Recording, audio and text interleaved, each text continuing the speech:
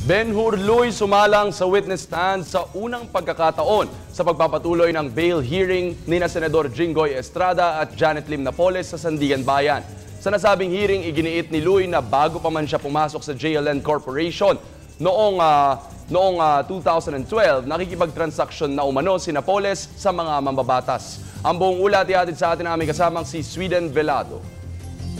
201 pekeng non-government organizations ang umano'y ginawa ng itinuturing na PDAF scam queen na si Janet Lim Napoles. Base ito sa testimonya ni Ben-Hur Luy na sa unang pagkakataon ay umupo sa witness stand sa pagpapatuloy ng bail hearing nila Senador Jinggoy Estrada at Napoles. Ayon kay Luy, bago pa man siya manilbihan at magsimula bilang personal assistant ni Napoles sa JLN Corporation taong 2002, nakikipagtransaksyon na umano ito sa mga mambabatas tulad nila Senador Juan Ponce Enrile, Senador Bong Revilla Jr., Senador Jinggoy Estrada at iba pang mga kongresista para gamitin ang kanilang pork barrel para pondohan umano ang mga pekeng NGO ni Napoles. Samantala, sa kalagitnaan ng direct examination kay Luy, napansin ng depensa ang mga pabirong sagot ni Ben-Hur sa mga tanong sa kanya ng prosekusyon patungkol sa PDAF scheme. Kaya naman reaksyon ng depensa, and I would like to maintain the integrity, decorum sa husgado. Di ba?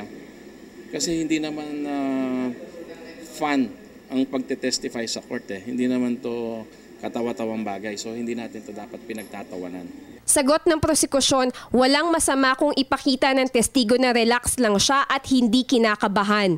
Alam mo yung pag-testify, kanya-kanya nasa personalidad ng tao dyan eh. Hindi naman siguro maganda rin, papakita mo na parang takot na takot ka.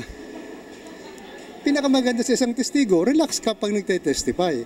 It shows na tiwala ka sa sinasabi mo. Kaugnay niyan, nagkomento rin ang depensa patungkol sa estilo ng pagtatanong ng prosekusyon at iginiit na iwasang gamitin ang salitang scheme hanggat wala pang batayan at hindi pa ito napapatunayan. Yun nga kasi yung continuing objection namin is, kasi from the start pa lang ng testimony, yung question nila is parang may conclusion na sila kaagad that there is a scheme.